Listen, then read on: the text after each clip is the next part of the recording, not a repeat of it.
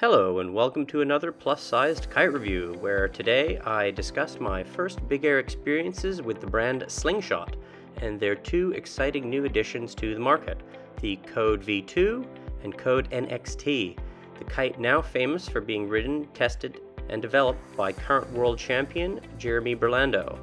It may come as no surprise that I have been intrigued by these kites for some time, having seen in person Jeremy compete at the last two King of the Airs, and have greatly appreciated both his insane riding ability and style when seeing him on the water in person in Cape Town around the times of the competition. Although I knew of him from watching him in the backhoe competitions, I recall being even more wildly impressed the first time I actually saw him on the water while he was out on the V1 Code at Kite Beach some days before the 2022 King of the Air, when in about 25 to 30 knots he was out playing around on a 10 meter and threw a 10 to 15 meter high dangle pass with multiple rotations that would have made the king of big air passes himself, Jesse Richmond, proud. It got even more impressive when he threw a second pass just as he landed cleanly. You might not want to hold your breath for that kind of riding during this video, but at least the scenery is quite pretty and I have a lot to say about the kites to make up for it.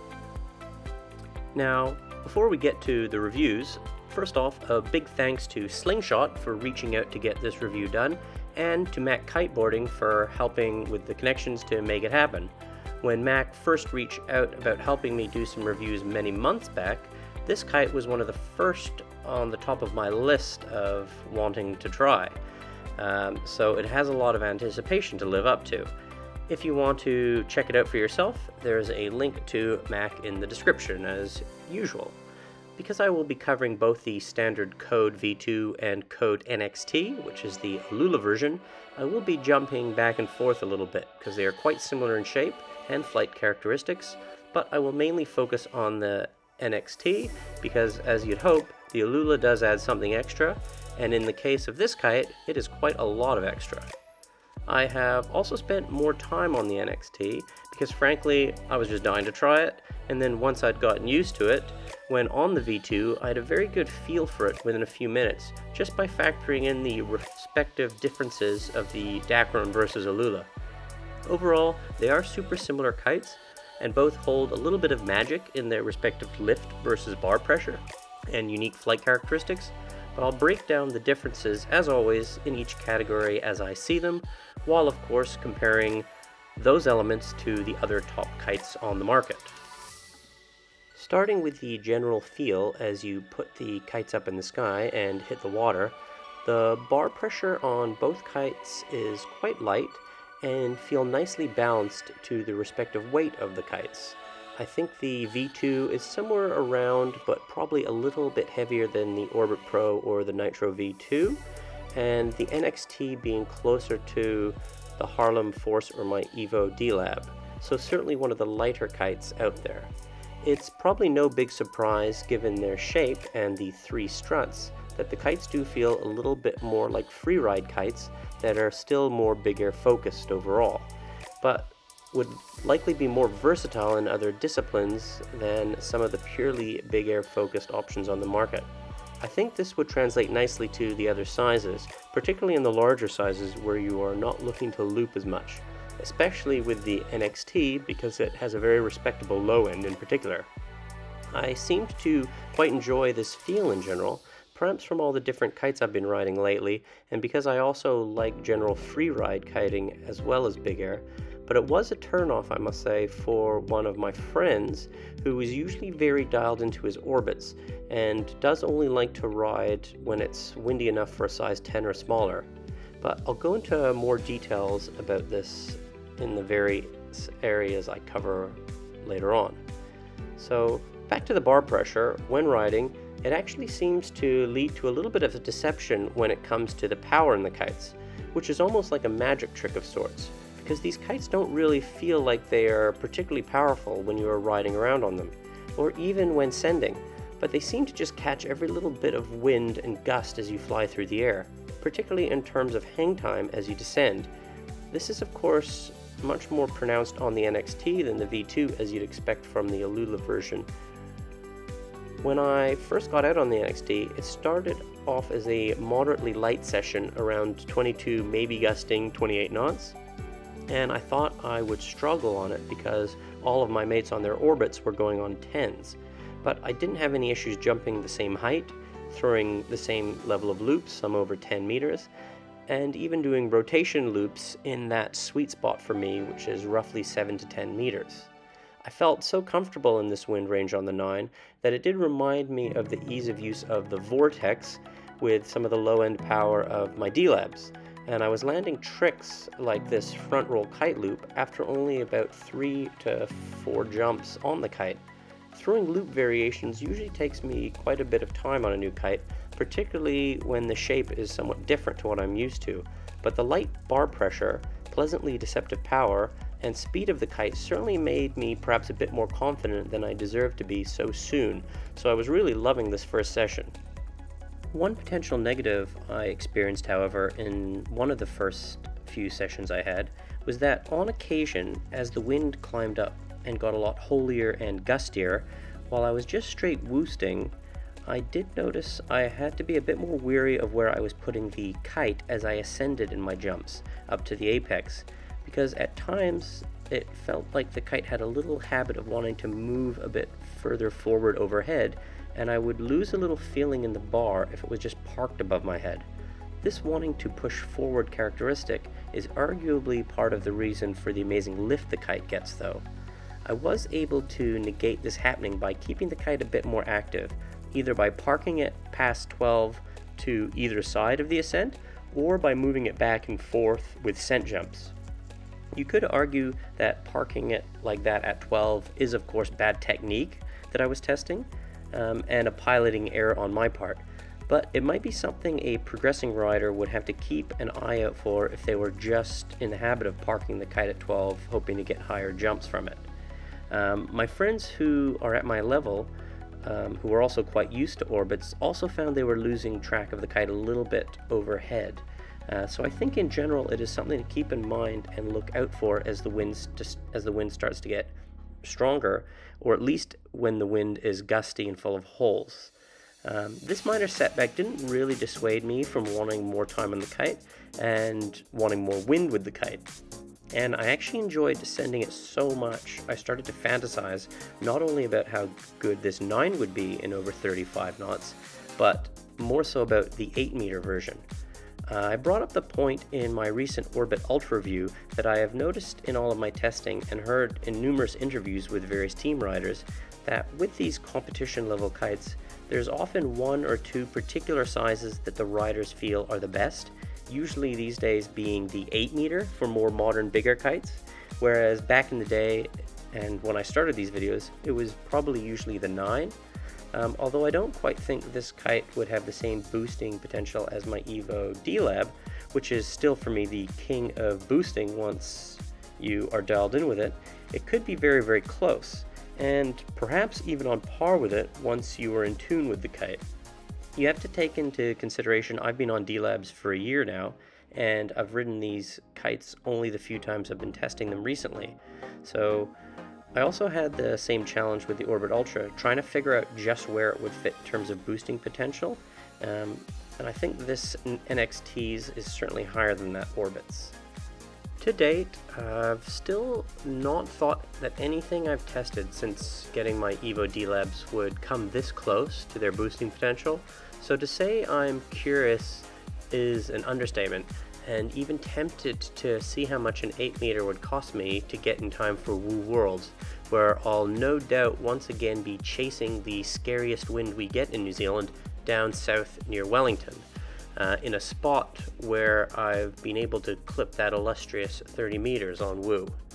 As for the V2, you do get a great amount of lift from the shape of this kite, but it doesn't quite have the same potential, of course, because it doesn't move as fast, and thus you can't fire it up to 12 as quickly, so that does take off some of the potential.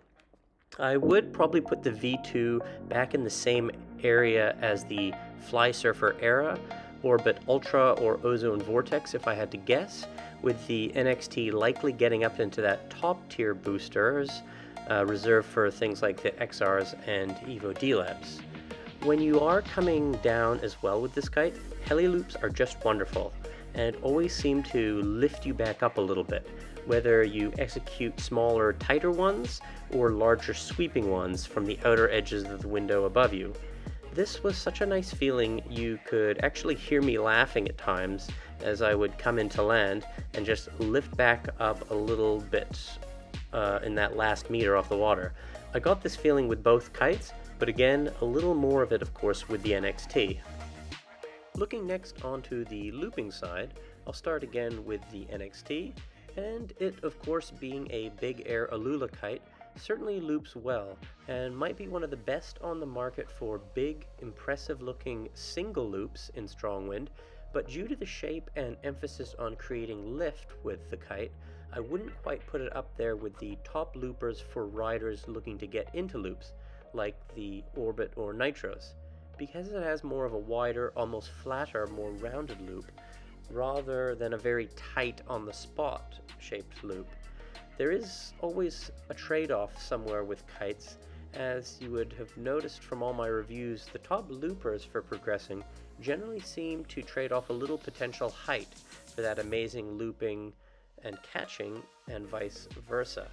That said, it is still a super fast kite, so it does get around nice and fast if you crank the bar, of course.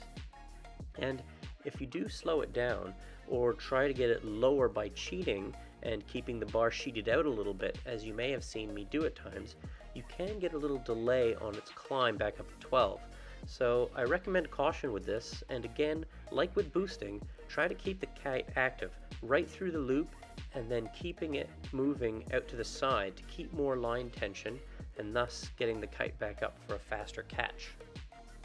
Comparing it to the Evo again, this kite's flight path around the loop is not quite as fast, but in the conditions I rode didn't seem to have quite as much yank either, which once again seemed to give me a little more confidence to try tricks I'm more hesitant to throw on the D-Lab. I can't help but wonder if its design is done in part not just for boosting high and hang time, but to assist some of the strong points of Jeremy's riding style, particularly with big handle passes, being that I have to imagine it likely allows him to get a little more slack for passes. They seem to have done a great job not letting this element be too intrusive to the regular rider, who is never going to be unhooking this kite in over 25 knots, let alone 15 meters in the air. I also wonder if it is the reason you rarely see him bring doubles into competitions. Of course, I'm sure he can double loop among the best in the world, but he might not go to them in comps, because the advantages of this kite lie more in the 8 meter due to its characteristics I mentioned, and perhaps they don't translate to the ease of double loops on a 6 or 7 meter kite, like other pros might ride. I seem to remember at King of the Air, when he was still in the prototype phase last year, he brought his 8 meter, which he competed on, and a 5 meter for doubles. I think this cost him in that finals, although I would wager if he was scored in that finals the way this year's comps have been scoring, he might have actually taken that title too. Now, I'm sure the kite has improved a lot since that version, and to be fair, how many of us are even taking into account double loops when selecting a kite? Personally, my smallest kite size is always an 8 meter, given my size and level. For the V2, the looping side was still very respectable, but it doesn't have the Alula quickness to forgive some of the challenges with looping. So if you were progressing with loops, you might be better off using a size down like an 8 meter if you are planning to make this your kite of choice. That said, it's not like it's a bad looper by any means, as you can see by this clip. I just wouldn't quite put it up there with most of the other loop-dominant kites I've been testing lately.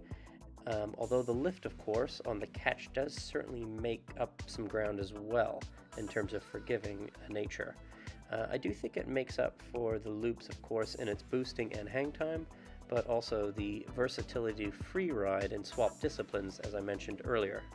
So you don't think I was comparing them strictly to each other, which would be rather unfair to the V2, of course. To give the V2 some perspective, I did also get out on the Nitro V2 back to back with it, which I mentioned was thus far my possibly favorite Dacron kite of the year,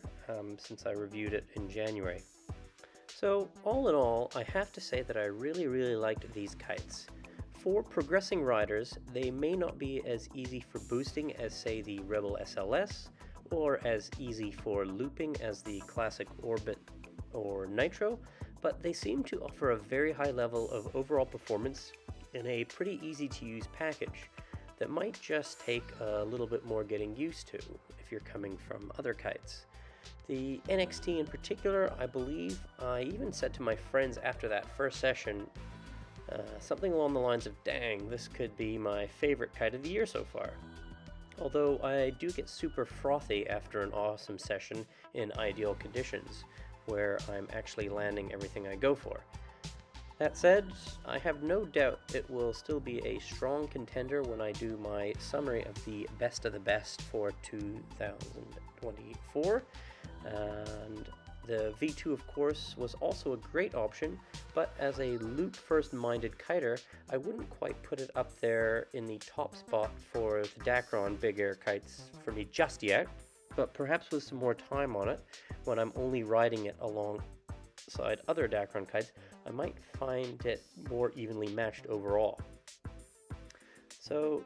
thank you as always for getting this far in the video. And of course, to keep this testing going, please be sure to comment once again on what kites you're riding and what kites you'd like to see me review. Tell your local shop about this video, share it in your local kite groups, and as always, like and subscribe, and check out my Instagram for what I'm testing next. And any updated thoughts, of course, I have on these kites once I've spent some more time on them, hopefully in much bigger wind. Until next time, goodbye.